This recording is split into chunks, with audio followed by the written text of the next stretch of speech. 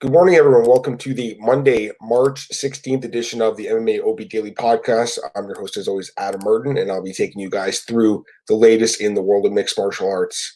Well, the MMA world was not immune, as much as Dana White thought it wasn't going to be. The MMA world was not immune to the effects of the coronavirus. It's been a crazy weekend, I'll say that. Crazy week. The whole last week's been nuts, but this weekend's been absolutely insane as far as the coronavirus and the outbreak goes and the effects of it on the sporting world. We all know that the NBA canceled the season, the NHL canceled the season, the MLB canceled the season. I think the Premier League did. A lot of these European leagues canceled their seasons, and now it's affected MMA. So Dana White was adamant that nothing was going to happen. Things were going to be business as usual. Of course, we know what happened last week in Brazil. The event went on with no fans. I'm going to recap the event. Don't get me wrong. I'm going to recap it. That's going to be the bulk of the show. But we got to talk about the coronavirus, of course. So that event was done behind closed doors, and now we're hearing that London card next week's been scrapped. UFC is still trying to save that card. The UFC Portland card, the UFC Columbus card, they were supposed to be moved to the Apex.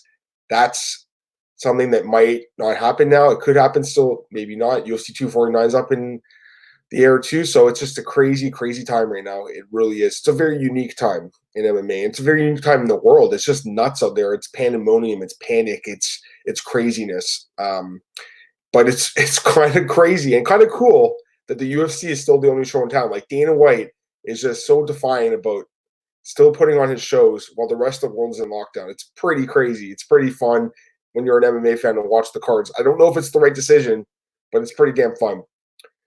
Got a question from Damian Brooks right off the bat. Hey, buddy, nice job you're doing. Don't you think UFC should be suspended for now because trying to save cards will give us the best matchups? Hey, Damian, I really appreciate the compliment, man. Thanks a lot. I appreciate that. Yeah, I think that's probably the right decision. Like, even my bowling leagues are on suspension. Like, everything's on suspension, but the UFC continues to run its shows. It's so nuts, right? Again, as a fight fan, I love it. I love the fact we got to watch fights on Saturday. There was no other show in town. UFC was the only show in town. I love that. But is it the right decision? Probably not. It's probably not in the best interest of the health and safety of the fighters.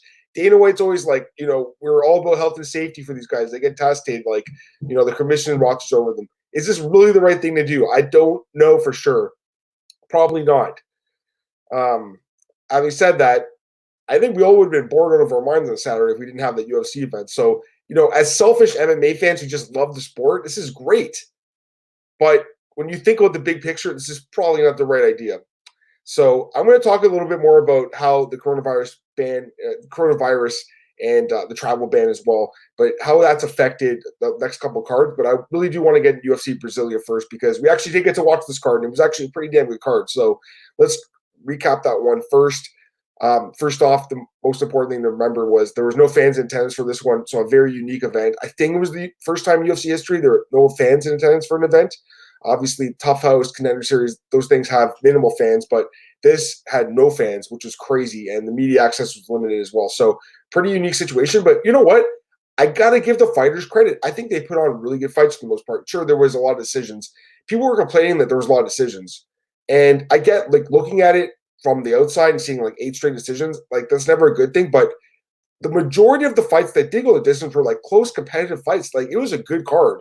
It was actually a really good card. There were some really good fights in the prelims. The main card delivered.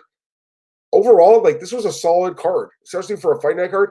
And completely honest here, guys, beggars can't be choosers right now. We're not getting much sports. And these fighters actually put on a show. So kudos to the fighters, man.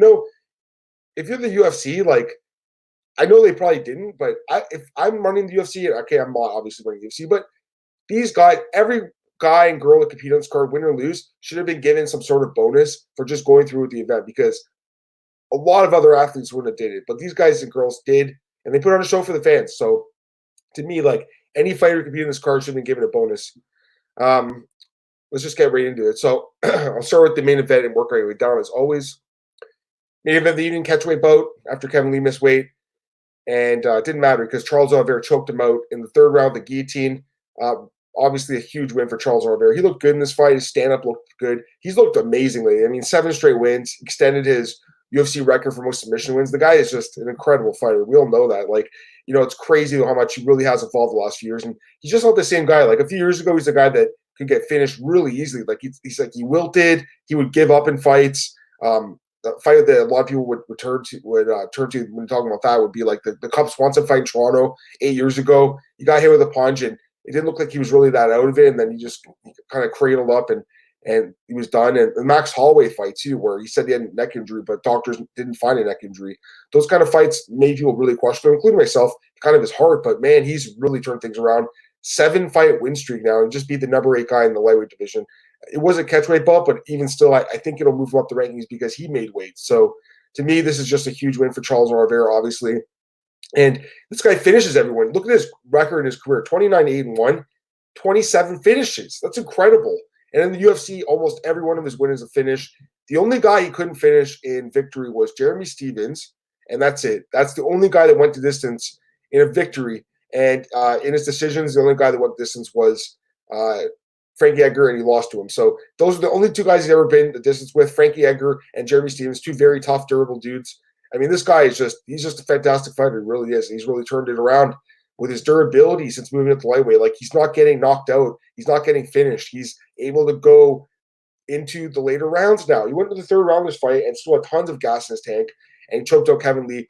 I got to say, and Kevin Lee talked about this afterwards, and this is exactly how I was thinking when I was watching the fight. He fought a dumb fight. He fought a bad fight. And he was like really upset with himself. He's like, my coach was telling me to do other things. I wasn't listening to them. And, he paid the price for that. Like, why would you grapple with Charles Oliveira? That is stupid. So he fought really dumb, and he deserved to lose, quite frankly. I thought Kevin Lee would win this fight based on the last win over Gillespie. I was extremely impressed with that win. And he turned back to the guy who fought RDA a few fights ago, where he was just grappling with a superior grappler. It just didn't make sense. So it was a really poor game plan here by Kevin Lee. Again, he said the coaches, Frost the Hobby, and his other coaches were like, don't grapple with them, stand and trade with them. And he didn't want to do that. And even on the feet, though, I got to say, Oliveira was getting the best of him, too. So Kevin Lee was screwed anywhere this fight went, quite honestly. Charles Oliveira showed that he was the better fighter. And he looked amazing in this fight. So this is a huge win for DuBronx. Afterwards, he's calling for a title shot against Habib. And a lot of people laughed at it, but I got to say, and it's not going to happen because he's only going to be like ranked like number 8 or so. That fight won't happen. But that's an interesting fight because Charles Oliveira has that insane grappling skill and that special submission skill where he actually could be a guy that chokes out a guy like Habib who seems unstoppable. Remember the Dustin Poirier fight? He had Habib in that guillotine. If Charles Oliveira gets Habib in that guillotine, the fight's over. I think if they fought, Habib would just destroy him on the ground with ground and pound, like the Paul Felder fight a few fights ago. Actually, that was 7 fights ago now. But that's how I think it would go, but it would be interesting to watch. And Tony Ferguson also be an interesting fight for Charles Oliveira because they both have such dynamic ground games. It would be a really good fight. He also called out Conor McGregor for a super fight. That's not going to happen, but again, another interesting fight because anytime this guy goes in the cage, he can submit anyone in the world because he's so good on the ground. What would I like to see next? I think a rematch with Paul Felder actually makes a lot of sense. I mean, they fought in 2017 on that amazing card in Detroit, the one where Ngannou knocked out Overeem, and the same card where Eddie Alvarez knocked out Gaethje. It was just an incredible card. On the same card, the same night, Paul Felder smashed Oliveira on the ground. He was one of the few guys who was able to take Oliveira down, evade the submissions, and just beat him up. And I'm assuming that's what Kevin Lee was trying to do. It wasn't the smartest game plan, obviously, but Paul Felder was able to do that. I wonder how the fight was. That's a fight I'd be interested in. I know Felder is coming off a loss, but it was a really close loss to Dan Hooker. A lot of people thought he won that fight. I just think it's a fight that makes sense. They're very close in the standings. It'd be a fun fight. For Kevin Lee, he says he might take time off. He said he might take a few years off. I don't know if that's going to happen, but he needs to bounce back with a win. He'll probably get a top 15 opponent, if I had to guess. I don't know who it's going to be, but he needs to absolutely bounce back with a win because after this loss, I mean, this is a bad loss for him. He didn't look very good in this fight at all. Heading down to the co-main event, we had Gilbert Burns knock out Damian Maia. I mean, this was an incredible performance by Gilbert Burns. Damian Maia looked actually really good early on in the fight. He had a couple takedowns. He was in some dominant positions on the mat. And, as someone who picked Maia, I thought he had a good chance to win this fight. I was like, okay, this is exactly how I kind of thought the fight would go. Just kind of out-grapple him like he did with Ben Askren, like he did with Lyman Good, like he did with Anthony Rocco Martin. But it wasn't like that at all. Gilbert Burns was able to get out of the ground, get stand back on the feet, and catch Damian Maia with a massive left hook, put him down, and then pound him out after the referee, for some reason, didn't stop the fight. Pound him out with ground and pound with hammer fists and finish the fight. By far the biggest win of Gilbert Burns' career. Incredible performance by Gilbert Burns. He looked amazing, guys. Like, seriously. And since moving to welterweight, 3-0 now at welterweight, and he's on a 5-fight win streak overall. He's won 7 of his last 8 fights overall. He's just looked fantastic. This is a guy who's extremely well-rounded. Great ground game, as we all know, but now he's showing knockout power. He did show it a few fights ago, but against low-ranked guys like Murad and Sago, this is a huge win for Damian Maia. Damian Maia has been knocked out 2 times in his entire career.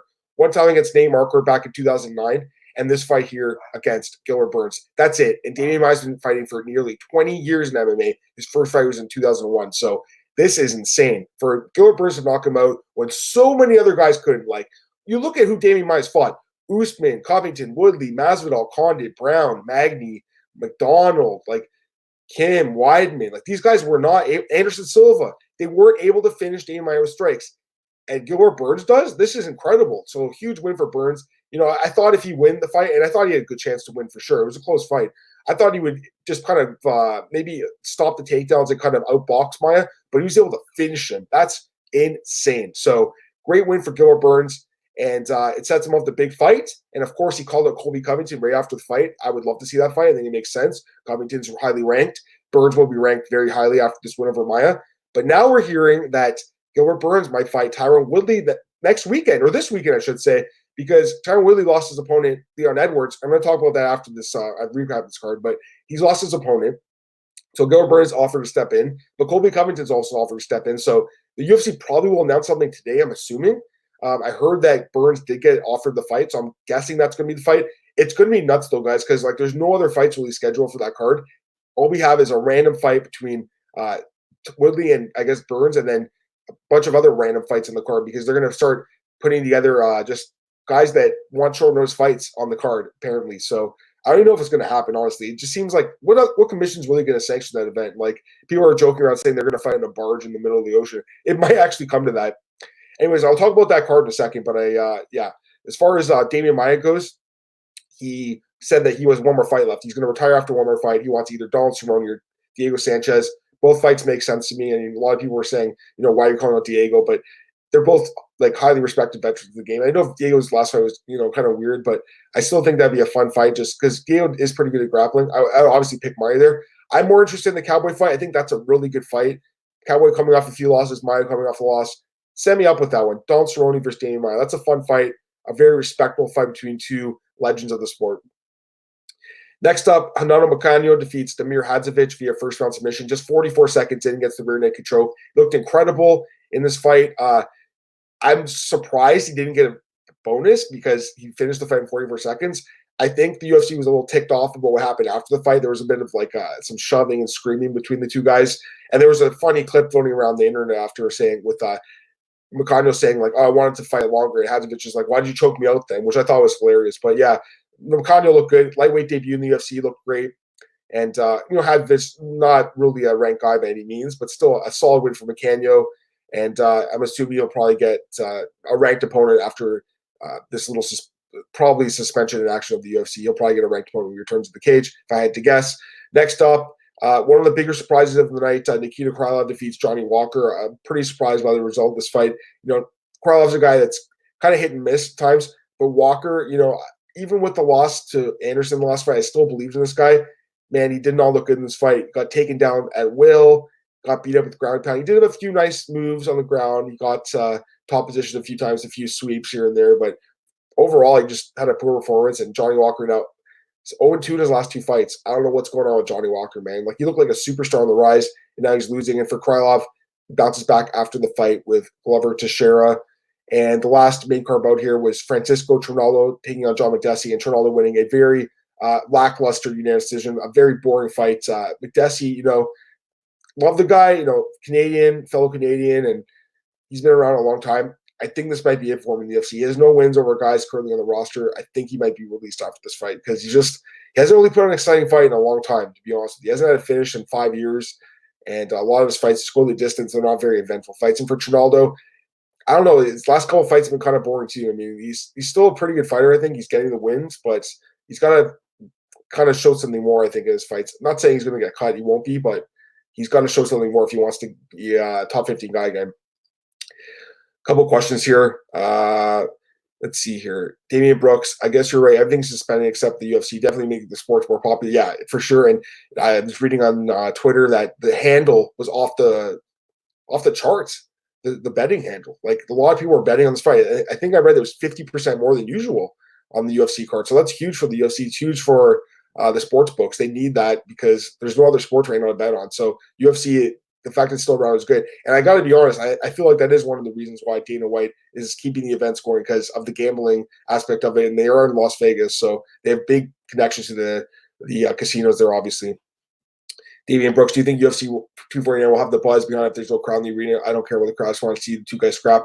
Yeah, that card might be moved too, and I'll talk about that in a few minutes. I don't know if it's going to go on in Brooklyn, even with no crowd. Damon Blackburn, Colby or Burns. If that fight happens, I still favor Colby Covington, but it would definitely be an interesting fight. I mean, Burns is very dangerous. I'm pretty intrigued by either Woodley versus Colby or Woodley versus Burns on next week on like 1 week's notice. That is intriguing to me. Pablo 05 guy, answer me one thing, please. When the fighters get fight of the day, I'm assuming he means fight of the night, but it would depend where you're on the world. They both received 50K bonus or only the winner of that fight.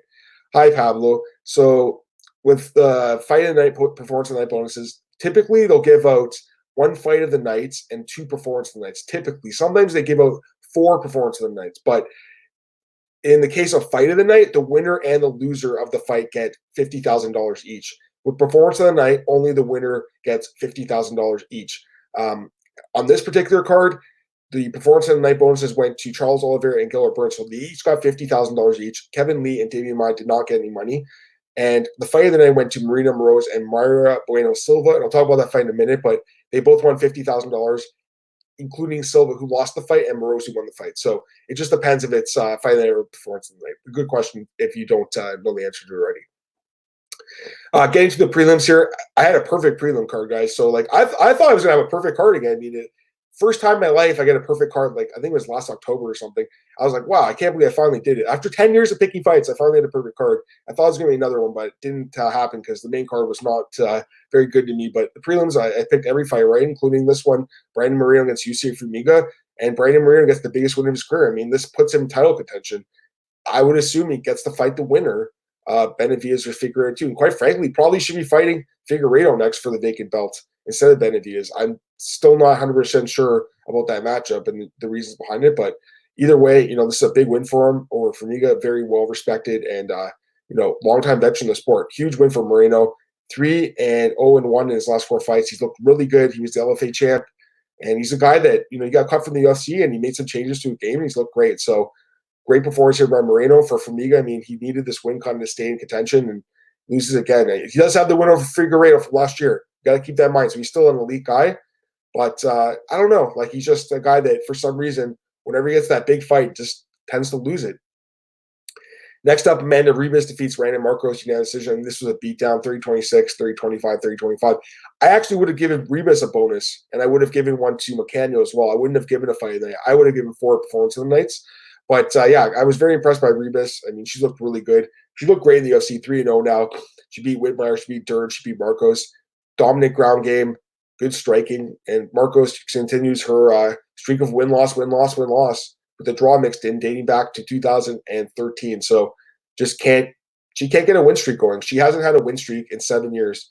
She won't be cut. She's a very great gatekeeper in the UFC. She's perfect for these kind of matchups against someone like Ribas, but she's got to win a fight. I mean, it's just tough for the UFC to keep someone around that's 1-1 and 1-1, all these years in a row. But again, she gets the win and she stays on the roster somehow. Next up, Lizzie Zaleski Santos defeats Alexei Kunchenko in unanimous decision, 29-28 across the board. Close fight, could have won either way. I leaned a little bit towards DeSantos. Thought he did a little bit more, but Kunchenko definitely made it close. So very, very close fight. Both guys, pretty solid fighters. Very well-matched fight, but DeSantos gets the win. Next up, majority draw between Barzola and Yaya, 29-28 for Barzola and 28-28, 28-28 for Yaya. I think that was the right scorecard.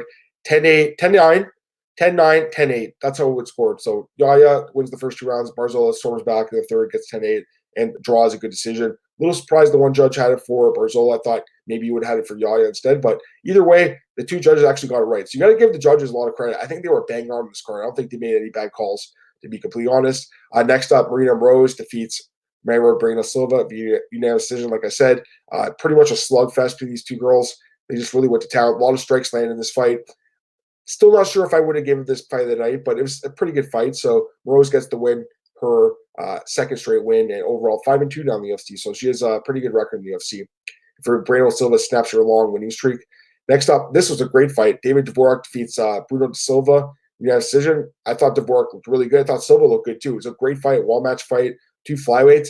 These guys are not ranked. They should be ranked. This was a very good fight. I was very impressed by both guys in this fight, and I really enjoyed watching it. So definitely a solid performance by David Dvorak in his UFC debut. The guy is a very good fighter, very skilled fighter, and I'm curious to see who they match him up with next. And finally, opening up the card, Bea Malecki defeats Veronica Macedo, unanimous decision. I told you guys she had really good value as an underdog because 10-inch reach advantage. If you lose a fight with a 10-inch reach advantage, you deserve to be banished from the UFC for all eternity. But she got the job done after a slow start. Macedo looked good in that first round. Then after that, Malecki just went to town with her. A lot of strikes landed in this fight. These girls really did slug it out here. I mean, it was a pretty sloppy fight. It wasn't the greatest MMA fight for sure. I don't know if it was like a UFC caliber fight, but they tried their best and they put on a pretty good show, I guess, overall. But yeah, overall, I mean, it was a solid card. I really enjoyed watching this card, and I loved watching it, man. It was nice to see some sports during a time where there's no other sports to watch. And we got to see the UFC card, so it was pretty sweet. Overall, I think it was a pretty damn good card. Just a few more questions here in the chat. Keishiro Doju, never had a perfect fight night card of picks. I'm not that lucky. Yeah, the one I did have last year was the first ever I've had, and it was fun. I thought it was going to be another one here, man, but, didn't happen. He answers to Pavlo, it could be more bonuses. Dana White sometimes is very happy with some fights. He gives 5 or 6 bonuses at night. That is super rare, bro. He's never given 6 bonuses. He's given out 5 like twice, and the only times I can think of are the Conor McGregor card a few months ago, where Conor basically was paid in cash after, and they showed pictures of it with Lorenzo Fertitta giving the money. So that's more of a publicity stunt than anything. But yes, that is one example. And the other would be the GSP Bisping card, where they gave out 5 bonuses, but one bonus was split in half. So $25,000 each. I think it was to OSP and to what's his name? The guy who knocked out Ricardo Ramos. He knocked out Amos Zahabi with a spinning back elbow, I think. My memory's pretty good, but I'm pretty sure that's what it was. So yeah, those are the only times. Very rarely, man. They should give out more bonuses. I think I've always said this. They should give out a finishing bonus. You get a finish, you get an automatic $10,000 extra. I've always said that. They don't do that. I don't know why, but I think they should. Pavlo says, I'm happy my girl Marina Moroz won the bonus, but also the girl she beat. They both deserve to put on the show. Yeah, it was a good fight for sure. Again, I don't know if they should have won the fight night bonus because I would have given up, I think, 4 performances. It's just kind of crazy that Bacano didn't get a bonus. He had such a great performance. He was so dominant, didn't win anything. I'm a little surprised by that. But again, I think it was the post-fight where he's kind of yelling at the guy and they were kind of getting into it. The UFC doesn't like that kind of stuff. Hishiro Doju, someone said Marcos win-loss fighter and she's due for a loss. I put money on that. Perfect fact. I paid off. Yeah. I mean, everyone's going to pick Ribas anyways. But yeah, I know what you're saying, man. I mean, it's like the pattern really does help. And Kachira says, Malaki's opponent was on strawweight, fought at bandweight because she enjoys eating cake. Who doesn't enjoy eating cake? I also enjoy eating pizza and ice cream as well. But yeah, that's why I'm a heavyweight. But yeah, I agree. That fight was weird. Like you had a featherweight taking on a flyweight, really. I mean, you could say strawweight, but mostly it was like a flyweight versus a featherweight. Stupid. And Pavlo says, I agree. Marcano's messed up with that reaction, cost him $50K. I agree. But I'm sure he's going to land a big fight his next time out. So, all right. So that's it for UFC Fight Night Brasilia. Again, good card. Loved it. But let's talk about some other cards here. So UFC London. You got to talk about this because this is nuts. So basically what happened is there's a travel ban right now from the US and the UK. So the UK fighters, they could have gone over yesterday the US fighters could have went to the UK, right? But if they couldn't get back home. So they were taking a risk. So a lot of fighters that were there, like Ashley Evans Smith, they left yesterday because they were screwed. They weren't going to be able to get home. And the same thing the other way around. The UK fighters, if they move the card to the US, which the Dana White wants to do. So guys like Leon Edwards were going to take a huge risk by basically flying to the US to take on a fight, they might not be able to get back home. So it was too risky. And the UFC said, you know what? We can't do the card in London because of the travel ban. We're going to move it to the United States. And right now they're looking for a location. I don't know who's going to take the fight. There's possibly, Alaska or Nebraska or Montana. I don't know. One of these states in the Midwest or in the West could take it, I guess. But I don't think anyone's going to take this fight. I think this fight's going to be canceled. I just can't see anyone taking this fight. And they can't do the fight at the Apex. I think that would have been their solution. They can't do it because Nevada is not allowing any events until March 25th. So these guys, I think they're screwed. They canceled every fight in the card. One fight was not canceled. It is Dusko Tordovich against John Phillips. It was not canceled. It was moved to Cage Warriors, and Cage Warriors is still going to do their events. So that fight's going to happen in another promotion, but it's a UFC contracted fight. It's happening this weekend. Cage Warriors is doing their event in England, but without fans in attendance. So that's kind of cool. They're doing what the UFC did, but is it the right decision? I don't know. The rest of the world's in lockdown. The MMA world's still running. It's kind of nuts, right? And even Bellator canceled their card. They postponed their event. So it's pretty nuts, guys. But yeah, London card, it's not going to be UFC London. It's going to be something else if it happens. But again, I don't know what state's going to take the card. Like, I don't know. Dana White, I think, is a little bit too optimistic about this one. If it happens, it looks like it's going to be Tyron Woodley, Gilbert Burns as the main event. But again, I'm very, very skeptical this is going to happen. They have no other fights announced either. That's the thing. Dana White sent an email out, and the matchmaker sent an email out, which Ariel Helwani posted, and some manager sent it to him. And basically, the UFC is like, we're looking for fights for next weekend. We need fighters to fight in the card. And we're interested in anyone on the UFC roster who wants to fight on 1 week's notice. We'll take on the card.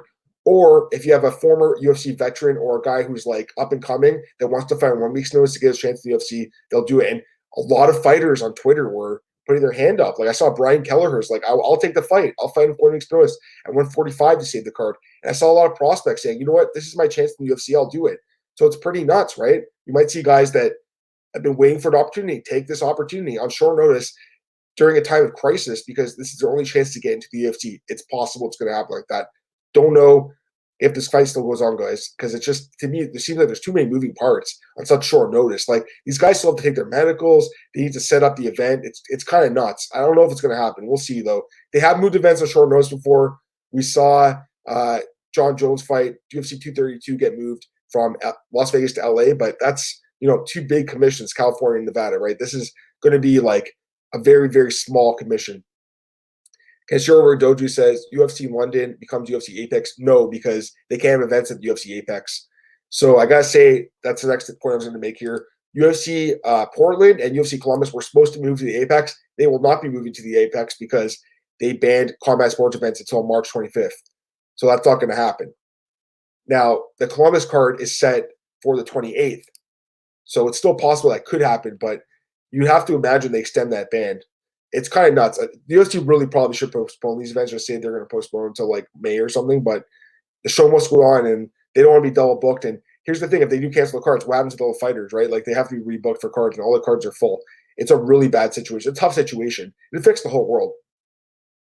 Kenshiro Doju, if the UFC can pull off a 12-fight card 1 week, then UFC deserves to be number one organization in the world for another 25 years. They already are, and they will be for the next 25 years, in my opinion. Pavlo, because how European going to travel to UFC if there's no flights? And Kenshiro says Trump's put a ban on European flights to USA too. Yeah, it just can't happen. It's going to be only American fighters fighting on this card. That's what it said in the email. You must be a U.S. citizen to fight in this card. So they're not going to have any foreigners. They're going to be, if they do it, it's going to be 24 Americans or less than that. It could be like a 6-fight card. It could be a 0-fight card. It's hard to say. I'm sure we'll hear something today. I hope we do. You got to feel bad for these fighters. I mean, it's crazy, right? All these guys lost their training camps. They had to pay their coaches. They're not going to get compensated for that. That's the messed up thing, man. Like, we all love MMA, guys. We all love UFC, but we have to admit that, Dana White and the UFC, they could be a little bit better about this to their fighters. They could have did what Bellator did and said, you know what, you guys don't have to fight. We're going to pay you your money, and the event's going to be postponed. Like, you got to give Bellator some credit for that. They did pay their fighters, and for what I heard and saw, they gave them 100% of their money. So they gave them their show and win. That's what I saw. Josh Thompson was saying that. Maybe it was just show money, but from what I heard, it was show and win. So that's really good for Bellator to do that. And the UFC has tons of money. They could afford to pay their fighters not to fight. It's nuts, right? Like, I get it. You got to perform to get paid. I understand that. Like, even me, like, this is going to affect the writers. Like, freelancers like me we're in trouble because there's not going to be that much to talk about. Thankfully, I still got this podcast to talk about with you guys. I'm lucky to be able to do this. There's not going to be much to write about the next few weeks. That's going to hurt my paycheck. Where's that money going to come from? It's not, right? So it's pretty nuts. Everyone's saying that, close down these arenas. That's why you see all these basketball players like Kevin Love and Giannis and Blake Griffin. They're saying, hey, I'm going to throw $100,000 at these arena workers because these guys are screwed. They're not going to get paid, right? So it's nuts. I was at the bowling alley last night. My friends that work there, they're minimum wage guys. They're not going to make money in the next 3 weeks. Who's going to pay them? No one, right? So it's sad, man. It's a terrible situation. But with the UFC fighters, it's a tough situation because you look at other sports like the NBA, the NHL, etc. They're going to get paid. These guys are on guaranteed contracts. They will get paid. But MMA fighters need to fight to get paid. Dana White's not giving any handouts. So he's not like that, right? So you got to realize that this is a special situation if you're Dana White. You probably shouldn't be paying the guys. It'd be goodwill, but they just don't want you. They want these guys to perform in order to earn their paychecks. Got Adrian Kapoor here saying, hey, Adrian, what's up, man? He's saying this might be like Dillashaw versus Joe Soto in Sacramento where there were like 7 fights. Yeah, that was a pretty small card. Actually, it was a pretty decent card. You had Tony Ferguson, Dan Castillo was a fun fight. But yeah, you're right. It could be a small card. Pavel corrects him, says 8 fights. Yeah, I'm guessing it's going to be a small card as well, like maybe 6 fights. But again, it could be canceled entirely, guys. Like, Dana's saying it's going to happen, but I don't know. I mean, it seems nuts. Like, it's Monday right now. This card's supposed to happen Saturday. Why can't they just do the card next Saturday? Why does it have to be this Saturday? And I know that Columbus card's supposed to be there, but I don't know if it's going to happen, guys. Like, it's very, like, I don't know. It's kind of risky, quite frankly. Like, they could agree with the athletic commission to do this event. Like, let's just say, I don't know. Let's say the Nebraska Athletic Commission says, okay, we'll take your UFC card. And you get to Friday and the weigh-ins happen, and they ban it. And they say, you know what, we're not doing public gatherings, and there's no event happening, even with no crowd. What happens then? So it's just a tough situation. The smart thing to do probably to cancel it. But again, as an MMA fan, as a journalist covering the sport, this is fascinating to watch, in my opinion. It's nuts. Adrian Cooper says, shorter as Burgess Woodley, let's go. I think every MMA fan wants to see that fight, guys. It's a fun fight to watch. Is it the right decision? I don't know. Probably not, but it's a fun fight to watch. Anyways, yeah, it just sucks, though. The Woodley-Edwards fight, I was really looking forward to seeing that fight, guys. I was going to pick Leon Edwards. I was all over him in that fight. I thought he would have a great chance to win that fight, but obviously it's not going to happen now. I feel bad for Leon. I feel bad for the fighters, and that was the point I was getting to a minute ago. You got to feel bad for these guys, man. They trained so hard. They spent so much money in their camps. They're not going to get paid now. All those guys on the London card, like, all these fights got scrapped. It's crazy, right? It's sad. It's actually sad, Woodley, he still might fight, but you look at these other guys like Danny Roberts, Nicholas Dalby, fight got canceled. Jack Marshman, Kevin Holland. Kevin Holland, apparently, he's an American citizen, so he's still looking for an opponent. He might fight in this card if it happens. Jack Shore versus Gerald DeFries, canceled. Mark D. Casey, Jay Herbert, canceled. Benitez versus Murphy, canceled. McCann, Evan Smith, canceled. Grundy, Amirkhani, canceled. Phillips, Todorovic, that was moved to the Cage Warriors, which is kind of cool. Aspinall Collier, canceled. Collier's American, he'll be looking for opponent. And Fabinski, Rakhmonov, that was canceled as well. So right now, according to Wikipedia, they just have Woodley, Holland, and Collier as TBAs. And then the 2 fights they have left here are Craig versus Spann, which doesn't make sense to me because Craig is obviously he's from Scotland, and I'm pretty sure he's affected by that ban too. So I don't think that's going to happen. And then they have Darren Stewart versus Marvin Vittori. Darren Stewart and Marvin Vittori are neither of them are American either. So I'm assuming that fight's canceled as well. I know Vittori does train in the States, but he's not a citizen, so don't know how that ban affects him. Obviously, he's an Italian, and Italy is just ravaged by this disease right now. So it's a messed up situation. Pavel's suggestion is to have 2 events this weekend, one on Saturday and one on Sunday. That'd be sweet. I work Sundays for BJ Penn, but I'll put the car on the background while talking about the Saturday event and recapping it. That'd be fun to do. So yeah, it's nuts. Anyways, guys, you want to throw some questions in and do it? I mean, I did a much longer show than I usually do, but solo anyways. My mouth's getting dry here, but throw some questions in there. I'll answer them before I get out of here. Kind of get to some other news here that I didn't get to already. There's a lot of news the last few days. Gilbert Burns claims he said yes to the Woodley offer. Covington is still talking smack. What else we got here? Kevin Lee apologized for his weight missing, as he should. Second time missing weight. Leon Edwards released a statement about the cancellation, saying he's heartbroken, basically, and he said it was his dream since he got in the sport to headline a card in London. So that, you got to feel bad for the guy. I mean, this was his biggest fight of his career against his rival in Woodley, and card falls apart. Gilbert Burns talked about the Damian Maia fight. He said it's hurt him to finish a guy like that he respects so much with strikes. Josh Thompson and DC went at it. They're teammates at AK, but they went at it about the coronavirus. And Thompson thinks Bellator's handling it better than UFC in this. And you got guys like Cormier and Frankie Edgar and these guys saying, like, we fight, we're warriors, we want to fight. But, I think Bellator probably did the right thing by paying their guys. And UFC probably should have given that option, if anything. But yeah, definitely go and check that news out, bjpen.com. Here we go. Montgomery Whitmore. Kevin Lee slipped, but did well prior to Kevin Restruct. It's all good. He put on a good show. It was a pretty good fight, but yeah, I don't think he fought his best, man. I really don't. And even he said that after the fight. Like, it's not like I'm just saying that as an observer. I just thought he fought kind of dumb, like grappling with a guy like Oliveira, leaving your neck out like that. As soon as Oliveira got that guillotine locked up, I was like, this fight's over. There's no way he's gonna get out of that. Oliveira's so good with that guillotine. He's just so good in the ground. Even standing, he can grab your neck. He's just a freak. Any other questions, guys? Throw them in here. Otherwise, I'm gonna get out of here. Just seeing if there's anything that broke. Here we go. Let's see here. No. Cole has something here. What does Cole say? Cole broke something. Let's see here. Cole says, sources tell me Tyron Woodley turned down Gilbert Burns and they're pushing for the RDA fight this weekend in location. So that's what Cole's saying. Cole's reporting that. No idea if that's the case or not, but it's interesting that he said that. He obviously has some connections with those managers down there. Let's see. That's about it. There's really no other update here, guys. So, if anything happens, I might do like an emergency podcast talking about this, but we'll see. Let's see here. Pablo, Bellator card was good. Would have been a great show. Yeah, that card was awesome. My girlfriend's Portuguese, so we were both looking forward to watching Pedro Carvalho fight Patricio Pitbull. I think he would have got his butt kicked. I was going to laugh at her, but Carvalho was doing the rounds of the Portuguese media. He's one of the few guys from that country fighting in MMA, so that's kind of cool. Montgomery says tackle error by Kevin Lee, and he says Bellator would be great. Absolutely. All right, guys, I think that's going to be it for today's show. I really appreciate you guys tuning in. Love the questions, love the back and forth, so really appreciate that.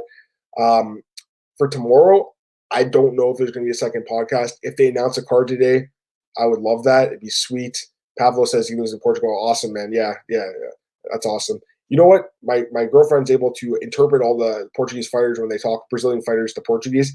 A lot of times, these guys do not say what the interpreters are saying. He says, "Are you in Portugal?" No, I live in Toronto, Ontario, Canada. Born and raised. Will never leave. Love it here in Toronto. It's a great city, and Canada's awesome. Anyways, like I said, for tomorrow, I don't know what the plan's going to be. Like right now, I'm going to do the podcast at 10. So the normal podcast I'll do talking about the news. If they announce a car, I'll do the second podcast with Cole. If not, I'm not sure if we're going to be able to do a second podcast. I'll talk to Nick and see if he wants me to do just like some sort of like other show talking about even a Q&A session or fights that are upcoming. I'm not 100% sure, but right now it's up in the air. But I definitely do the normal show at 10, so definitely tune in if you want. But in the meantime, you guys can follow me on Twitter at MMAOB, and I'm available at MMAOddsbreaker.com. That's my home. That's the home of the podcast. Definitely check us out. And I'm also at bjpen.com and MMAratings.net. And that's it. My mouth's tired, guys. 40 minutes straight of talking. I'm not Ariel Helwani, man. I can't talk for 4 straight hours. I try my best, though. Really appreciate the questions today, guys. Love it. Love it. So that's it for today's show. Tune in tomorrow morning, 10 a.m. Guys, have a great day. Bye.